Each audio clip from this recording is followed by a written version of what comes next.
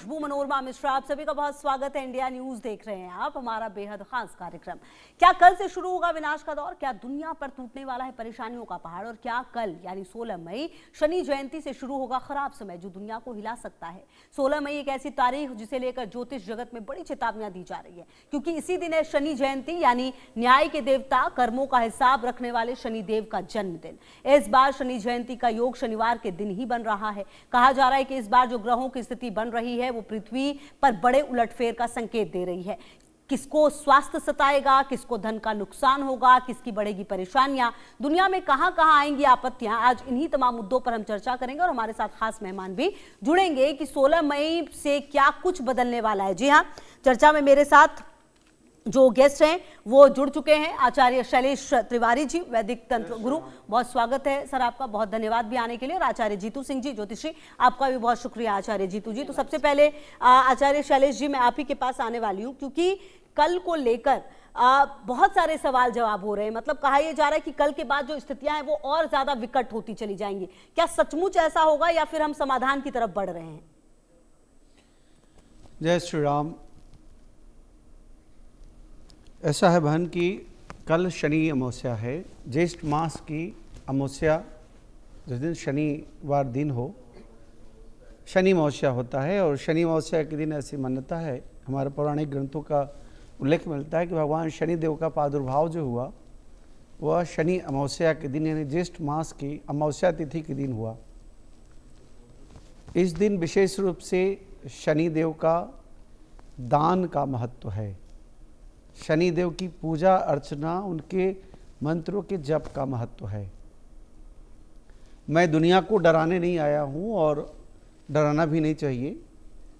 कोई ऐसा नहीं है कि पूरी पृथ्वी ही पलट जाएगी और पृथ्वी कहीं दूसरे लोक में चली जाएगी, ऐसा कुछ भी नहीं है। हाँ, ऐसा है कि जो समय शनिदेव अभी जो है वह मीन राशि में है, जो अभी जो समस्या दिख रहा है वह महामंदी की ओर पूरी दुनिया जा रहा है। मैंने बहुत सारे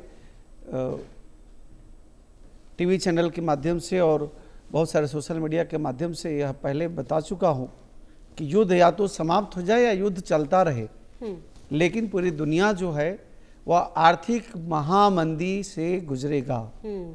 तो यह जो समय शुरू हो रहा है शनि अमावस्या, निश्चित तौर पर आर्थिक महामंदी का शिकार होगा और पूरी दुनिया में जी कोई थर्ड पावर दिखेगा। जैसे अभी तक जो आप देखते आ रही हैं वह अमेरिका को सबसे बड़ा पावरफुल कंट्री के रूप में देख रही हैं, लेकिन मेरा ऐसा कैलकुलेशन है, चूँकि मेष राशि में मंगल चंद्रमा के साथ हैं आज, वृषभ राशि में बुध और सूर्य हैं, बुधादित्य राजयोग दे रहे हैं, गुरु बृहस्पति जो है वह शुक्र के साथ हैं मिथुन राशि में, केतु सिंह राशि में और राहु कुंभ राशि में, ठीक है, और शनि देव जो है वह मीन राशि में हैं।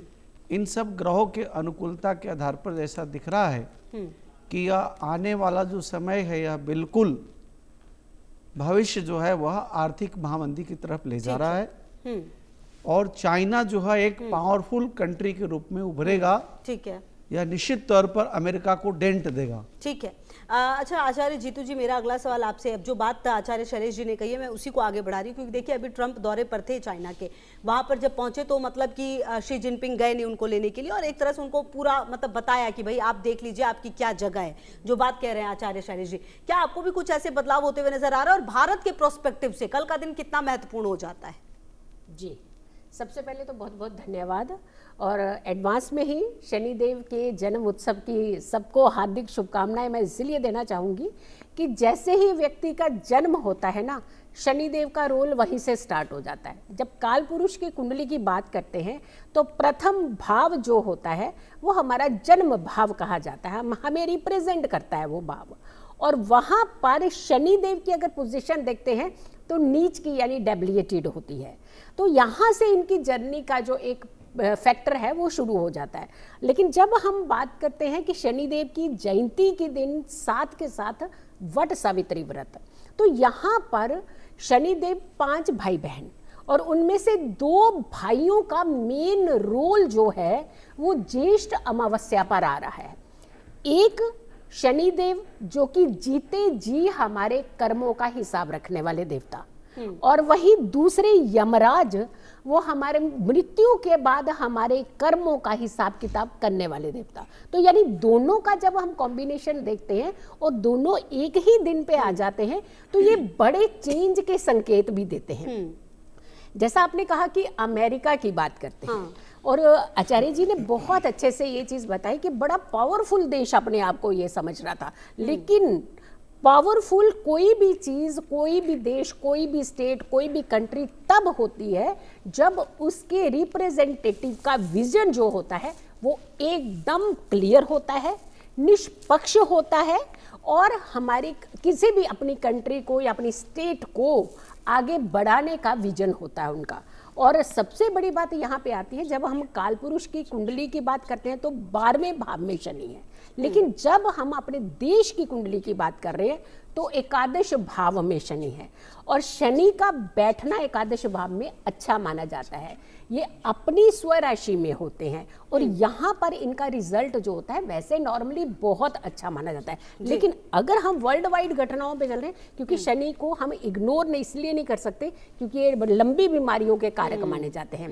शनि देव लग्न के अंदर होते हैं तो आपको एक कहीं ना कहीं धैर्य भी देते हैं। शनि देव की जर्नी जब हमारे अष्टम भाव में आ जाती है तो वो कहते हैं आपके जीवन देह हो जाते हैं। अष्टम भाव हिडन भाव है, सडनली अचानक, लेकिन वही शनिदेव जब 12वें भाव के साथ संबंध बनाते वहां मोक्ष भी दे देते हैं आपको। तो यानी कुल मिलाकर के देखते हैं तो इस शनि जयंती पर जो बड़ा अच्छा संयोग बन रहा है वो कहीं ना कहीं एक हमारे देश को तो फेवर देता हुआ आ रहा है। हाँ, वह भाव है वो काल पुरुष की कुंडली का, इसे इग्नोर नहीं कर सकते। जैसे कि आर्थिक समस्या थोड़ी आएगी, होगा, लेकिन अगर हम कहें कि हमारे भारत के ऊपर बहुत बड़ा संकट आने वाला, ऐसा नहीं है, क्योंकि मुखिया का विजन बहुत क्लियर है, भारत की कुंडली बहुत सक्षम है। ठीक है। अच्छा आचार्य शैलेश जी, पिछले कुछ समय से देश ने बहुत कुछ देखा, देश क्या पूरी दुनिया की अगर हम बात करें, इस साल की शुरुआत से जो जिस तरह से युद्ध लगातार चला, जिस तरह से अब ये ईरान अमेरिका और इजराइल का युद्ध हो रहा है, हॉर्मुज स्ट्रेट, जिससे हम सीधा सीधा प्रभावित हो रहे हैं, और आप भी ये बात करें कि अगर आज भी युद्ध रुका तो जो आर्थिक जानकार है वो ये भी बताते हैं कि 6 महीने 8 महीने तो हमें संभलने में लगेंगे, जो कि अभी तो रुका भी नहीं है।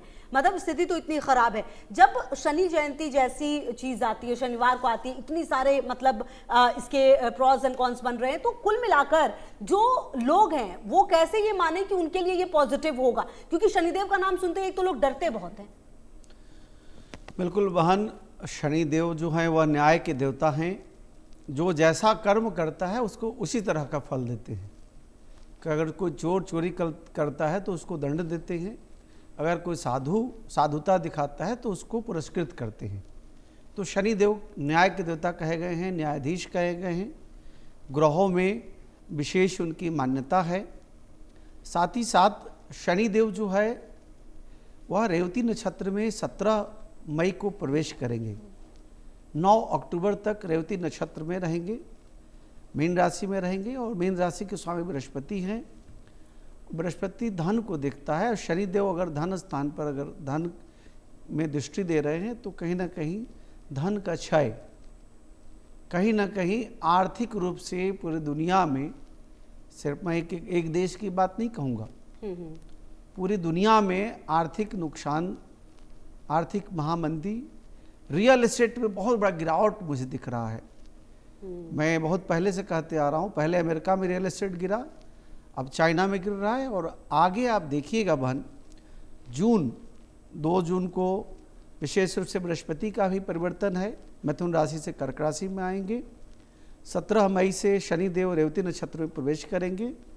रियल एस्टेट धड़ाम होगा, अगले 6 महीने में रियल एस्टेट में बाइंग पोजीशन बहुत खराब होगी। बहुत बड़े बड़े रियल एस्टेट के जो टाइकून हैं, बड़े बड़े बिल्डर्स हैं, रियल एस्टेट कंपनी के मालिक हैं, उनको बहुत बड़ा आर्थिक नुकसान होगा, क्योंकि सब लोग बैंक से लोन लेकर के काम करते हैं, तो उनका स्थिति बहुत खराब रहेगा। और 100 रुपए का चीज जो है वह 50 रुपए में पॉजिटिव मिलेगा। देखिए पॉजिटिव सबसे ज़्यादा लाभ जो है वह कानून क्षेत्र, वकालत, वकील, जस्टिस, इन लोगों के लिए बहुत ज़्यादा लाभकारी रहेगा जो वकालत फील्ड में हैं।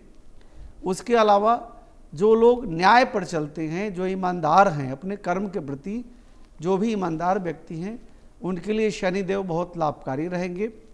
इसके अलावा धर्म क्षेत्र में जो चरित्र के बहुत अच्छे हैं, जो चरित्रवान साधु संत महात्मा हैं, उनको शनिदेव उनके ऊपर कृपा करेंगे, और चारित्रिक रूप से जो बहुत अच्छे नहीं हैं उनको एक्सपोज करेंगे, उनको परेशान करेंगे। तो यह 17 मई से 9 अक्टूबर के बीच जो योग बन रहा है रेवती नक्षत्र में आने का शनिदेव का, और 16 मई को शनिदेव की जयंती है, तो इस अवसर पर आप यह महामंत्र का प्रयोग करें। नीलांजन समाभाषम रविपुत्रम यमाग्रजम छाया मार्तंड संभूतम तम नमामि शनैश्वरम। दूसरा जो तांत्रोक्त मंत्र है, ओम प्राम प्रीम प्रम सह शने नमः। वैदिक मंत्र है ओम शम शनिश्वराय नमः। ये 3 महामंत्रों का विशेष रूप से पाठ करें। और शनिदेव सबसे ज्यादा प्रभावित होते हैं, अगर कोई देवता हैं, कलयुग के प्रत्यक्ष देवता हनुमान जी से। अगर कोई व्यक्ति, जैसे अभी जो है कुंभ राशि, मीन राशि और मेष राशि में शनिदेव की 7.5 चल रहे हैं, ठीक है, तो वैसी परिस्थिति में व्यक्ति अगर हनुमान चालीसा का पाठ करे, सुंदर कांड का पाठ करे, तो शनिदेव उनके ऊपर कोई परेशानी नहीं देंगे।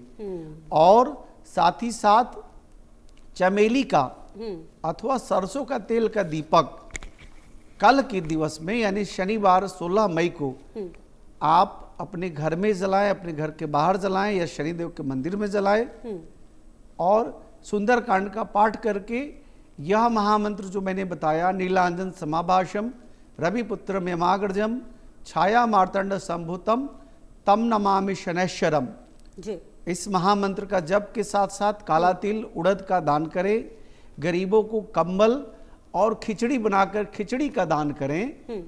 तो शनिदेव जो कहा जाते हैं कि कलयुग के ऐसे देवता हैं जो न्याय के देवता, न्यायाधीश हैं, और अपंगों को, गरीबों को, दरिद्रों को जो सेवा करता है, जो सहयोग करता है, उन पर शनिदेव की विशेष कृपा रहती है। पशु पक्षियों के ऊपर जो बहुत ज़्यादा प्रेम करते हैं, उन पर विशेष कृपा होती है। तो ये काम करने वाले लोगों को निश्चित तौर पर शनिदेव मालामाल करेंगे। और शनिदेव ही एक ऐसे देवता हैं जो अर्श से फर्श और फर्श से अर्श पर पहुंचाते हैं। ठीक है, इसलिए शनिदेव की कृपा की प्राप्ति के लिए प्रयोग जरूर करें। ठीक है। अच्छा आचार्य जीतू जी, काफी बातें बताई हैं आचार्य शैलेश जी ने, लेकिन एक सवाल मेरे मन में ये भी है कि शनि की 7.5 की बात की जाती है। अब जैसा कि कह रहे हैं कि भाई आपको अर्श तक पहुंचाया जा सकता है, मतलब कि अगर सही तरीके से आप पूजा पाठ करें, लेकिन कुल मिलाकर ये जो पूरे देश दुनिया में भी बदलती हुई परिस्थिति है, इसमें कल का दिन कितना महत्वपूर्ण हो सकता है? इसके बाद क्या चीजें और ज्यादा खराब होंगी या फिर अब संयमित होती हुई चीजें नजर आएंगी? जी देखिए, शनिदेव को न्याय के देवता कहा जाता है, दंडाधिकारी कहा जाता है, इनको न्यायाधीश की उपाधि दी गई है, और त्रिदेवों के देव जो महादेव ने ये उपाधि दी है। अगर कि कल के दिन हम कुछ ऐसी रेमेडीज, खास करके अपनी एनर्जी क्लीन करना, अपने ऑरा को क्लीन करना, क्योंकि जब भी हम नेगेटिविटी के घेरे में आते हैं, कहीं ना कहीं कहते हैं ना, तिल तिल तिल तिल उस नेगेटिविटी को हम इकट्ठा कर रहे होते हैं, और फिर सडनली हम उस जो नेगेटिविटी है वो एकदम से बूस्ट पकड़ती है। तभी आपके जीवन के अंदर एक बड़ा चेंज होने लगता है, या तो नेगेटिव या फिर पॉजिटिव। जब हम धीरे धीरे अपने जीवन के अंदर, अपनी लाइफ के अंदर अपने क्लटर को साफ करते जाते हैं, तो वहाँ जाकर के हमारे जीवन की जो शुद्धिकरण के साथ साथ एक बैलेंस जिंदगी हम जीते हैं। अन्याय जो होता है वो चाहे आपके साथ हो रहा हो या आप किसी और के साथ कर रहे हो, अन्याय अन्याय होता है, और उसका दंड जो होता है वो शनिदेव निश्चित देते ही हैं। कल का जो समय है, जो वहाँ ड्रास्टिक चेंज का जो समय बताया जा रहा है, एक तो पुरुषोत्तम मास, यानी सिर्फ भगवान के नियमों को फॉलो करने का मास, अधिक मास, यानी ये वो महीना 12 महीने के बजाय 13 महीना, यानी 13वां महीना यहाँ जुड़ जाता है। और वो समय सिर्फ इसलिए दिया जाता है कि अगर आपके जीवन के अंदर कहीं कोई पूजा भक्ति या त्रुटि रह गई है, तो आप इस महीने में अपनी एनर्जी को क्लीन करिए, अपने भाव को स्पष्ट रखिए और साथ के साथ अपने जीवन को एक बैलेंस करने का पूरा महीना दान, धर्म और कर्म का दिया गया है। तो इसीलिए इन्हें कर्माधिकारी भी कहा जाता है। अगर धर्म से आप चलते हैं तो धर्माधिकारी भी इन्हें कहते हैं, और न्याय के साथ चलते हैं तो न्यायाधीश भी इन्हें कहते हैं। तो यानी तीनों तरीके का जो हमारे जीवन के अंदर इम्पैक्ट होता है, इसका पड़ता है शनिदेव के द्वारा। तो शनिदेव को, जैसे ये तुला राशि में ये उच्च के होते हैं और मेष राशि जो मंगल की राशि है उसमें ये नीच के होते हैं, लेकिन ये कहा जाता है कि जब भी कोई मैलेफिक प्लैनेट अपना कोई प्रभाव बदलता है, वो प्रभाव आपके जीवन के अंदर बहुत लंबे समय तक चलता है। और शनिदेव के मामले में स्पेशली अगर हम कहें, ये मंद मंद चलने वाले देव, यानी बहुत धीमी गति से आने। ये कहते हैं कि जब शनिदेव आते हैं तो ऐसे लगता है पता नहीं कितनी देर तक शनि देव बाबा यहीं रहेंगे और जाने का नाम नहीं लेंगे, और ऐसा ही होता है। जब ये जाते हैं तो भी मंद मंद गति से ही जाते हैं, लेकिन जब ये आते हैं, आते तो मंद मंद गति से हैं, लेकिन आपके अंदर एक ऐसा धैर्य, एक ऐसा पॉजिटिव बूस्ट भी लेकर के आते हैं कि आपको अब अपनी अन्याय की चीजें छोड़ करके न्याय की तरफ अगर आपने बढ़ना है, अपने जीवन को सुरक्षित करना है, अपनी बीमारियों से बचना है, घर के क्लेश से बचना है, नेगेटिविटी से बचना है, तो ये सारे संकेत शनिदेव वैसे ही दे देते हैं। जब जब हम गलतियां करने लगते हैं, बार बार गलतियां करने लगते हैं, इट मीन्स कि कहीं ना कहीं कुंडली में शनिदेव हमारी पोजीशन अच्छी नहीं बना रहे। जब जब हमारे ख्यालात दूसरों को पीड़ा देने के आते हैं, इट मीन्स कि न्याय के देवता कहीं ना कहीं आपके कर्मों का हिसाब किताब करने वाले हैं। जब जब हमारे घर के अंदर क्लेश बढ़ते हैं, तो तब मान लीजिए कि न्याय के देवता शनिदेव कहीं ना कहीं पीड़ा अवस्था में है, या आपके द्वारा कोई ना कोई ऐसी चूक, ऐसी गलती हो रही है जिसकी वजह से आप इस घेरे में आ रहे हैं। बीमारियों को दूर करते हैं शनिदेव, आपके अंदर धैर्य लाते हैं शनिदेव, आपके घर के अंदर क्लेश जो होता है उसे खत्म करते हैं शनिदेव, आपके जीवन के अंदर एक नया बूस्ट देते हैं शनिदेव। यानी शनिदेव को अगर हम कैलकुलेट करते हैं, ये आपके लिए बिजनेस भी बढ़ाते हैं, ये आपके लिए आपके जीवन के अंदर एक स्टेटस लेवल भी देते हैं। वो तब मिलता है जब हम अपनी गलतियों के अंदर सुधार करते हैं। इसीलिए कहते हैं कि जब भी आप पूजा, भक्ति, नियम जब भी फॉलो करते हैं, तो आप अपनी जिंदगी को कहीं ना कहीं संतुलित एक संतुलित वातावरण की तरफ लेकर के जाते हैं। तो हमें कल का दिन जो है, वट सावित्री व्रत भी है, कल शनि जयंती भी है, पुरुषोत्तम मास, अधिक मास ये भी चल रहा है। तो इन तीनों का जो संगम है, ये सिर्फ दान, पूजा, भक्ति का है, ताकि इन चीजों को करने से हम अपने जीवन में आने वाली जितनी रुकावटें, हर्डल्स हैं, उनका मुख मोड़ सके। ऐसा नहीं कि आपके जीवन में कुछ आएगा नहीं, जो पिछला प्रारब्ध किया है वो कहीं ना कहीं आकर के सामने खड़ा होता है। लेकिन जब हम क्रियामान कर्म, जो इस समय कर्म कर रहे हैं, उनसे हम अपने प्रारब्ध में किए हुए कहीं चूक या गलती वाले कदम जो होते हैं, उन्हें बहुत लाइट भी कर लेते हैं। बिल्कुल। अच्छा आचार्य शैलेश जी, एक सवाल ये भी था कि जिस तरह की परिस्थितियां अभी बनती हुई नजर आ रही हैं, ऐसा लगता नहीं है कि ये युद्ध अभी रुकेगा, जो कुछ भी चल रहा है। देश की बात करें तो अब देखिए, महंगाई तो धीरे धीरे बढ़ रही है, क्योंकि दूध के दाम भी बढ़ गए, पेट्रोल डीजल के भी दाम बढ़ गए, CNG के भी दाम बढ़ गए हैं। अगर कमोवेश यही स्थिति चलती रही तो जो हम लोग हैं, जो लोग हैं, और इस तरह के दिन जब आते हैं, तो उसका क्या संबंध रहता है परिस्थितियों में और इस तरह के महत्वपूर्ण दिनों में?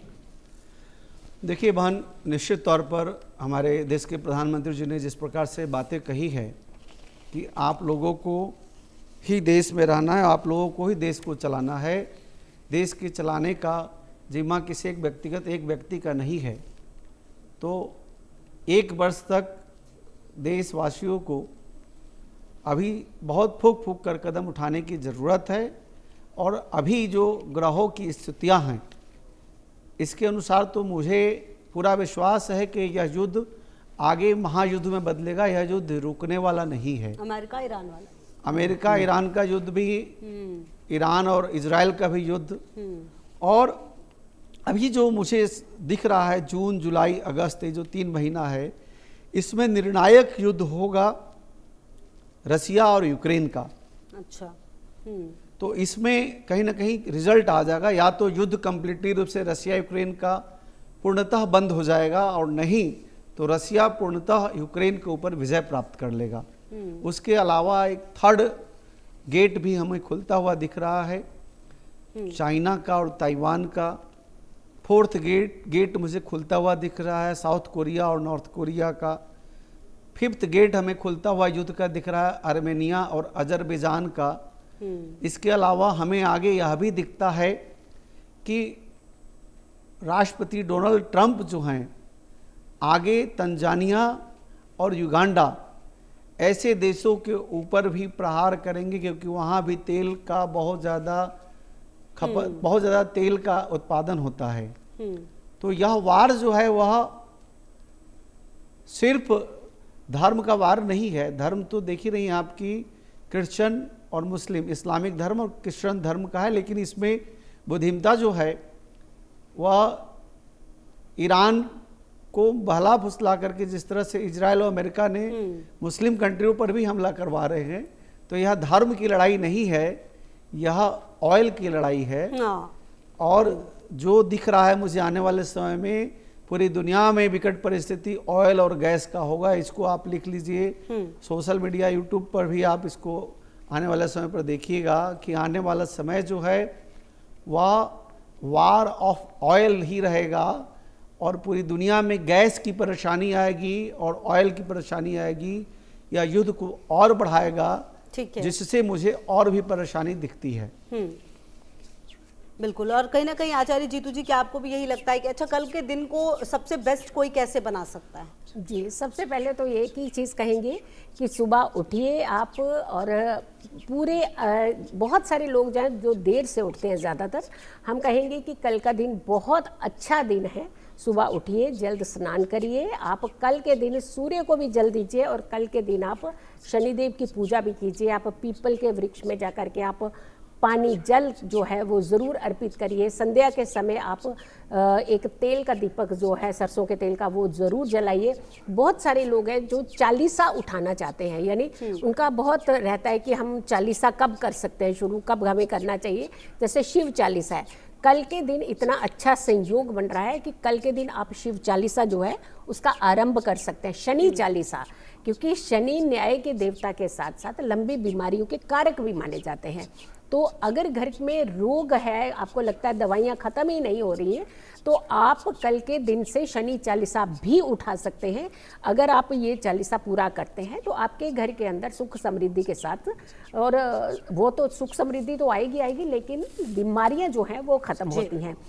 कुछ एक सेक्टर की तरफ एक बड़े अच्छे इंडिकेशंस आ रहे हैं। जैसे आचार्य जी ने कहा कि अक्टूबर तक जो है ये हमारा हमारा ये सेक्टर है, हमारे बिल्डर्स का सेक्टर है, जो हमारे रिटेल सेक्टर, इस तरीके की चीज़ें जो है वो प्रॉब्लमेटिक होंगी। लेकिन ऑनवर्ड अक्टूबर ये चीज़ें बहुत अच्छी फिर से उठ जाएंगी। ठीक है। क्योंकि कर्क राशि में जब मंगल का प्रभाव पड़ता है और वो हमारे घर गृहस्थी यहाँ पर और साथ के साथ हमारे घर की बिल्डिंग्स के कारक माने जाते हैं, तो वहाँ पे उस समय ये बहुत अच्छा बूम पकड़ेगी हमारी रियल एस्टेट। हाँ, ये एक चीज का ध्यान रखिएगा कि अन्याय किसी के साथ मत कीजिएगा। जब भी हम अन्याय करते हैं तो हम खुद सबसे पहले उसके घेरे में आते हैं। तो अगर बचना है तो न्याय प्रिय रहिए, भक्ति करिए, दान करिए, पुण्य करिए और अपने जीवन को सक्षम बनाइए। बिल्कुल, बहुत शुक्रिया आचार्य। एक चीज और मैं बताना चाहूंगा।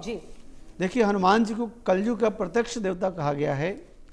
दो संकट दुनिया में सबको आता है, आर्थिक संकट और शारीरिक संकट।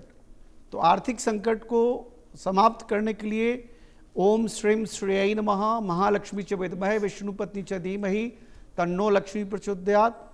और शारीरिक संकट को दूर करने के लिए संकट कटाए मिटाए सब पीरा, जो सुमिरै हनुमत बलवीरा। जय जय जय हनुमान गोसाई, कृपा करहूँ गुरुदेव कनाई। हनुमान चालीसा का पाठ करें, निश्चित तौर पर हनुमान जी की विशेष कृपा रहेगी और शारीरिक संकट नहीं रहेगा। और महालक्ष्मी देवी त्रिपुर सुंदरी राजेश्वरी की पूजा करें, आर्थिक संकट नहीं रहेगा। और पारिवारिक संकट को नाश करने के लिए शनि देव का पीपल के वृक्ष के नीचे सरसों का तेल का दीपक जलाएं और तिल गुड़ का शरबत बना करके 5 बार परिक्रमा करके जल चढ़ाएं, तो निश्चित तौर पर कल्याण होगा। ठीक है जी, बहुत शुक्रिया आप दोनों का मेरे साथ जुड़ने के लिए और इस खास कार्यक्रम को सफल बनाने के लिए। बहरहाल चलिए, तमाम खबरों पर नजर है, आप देखते रहिए इंडिया न्यूज। एसोसिएट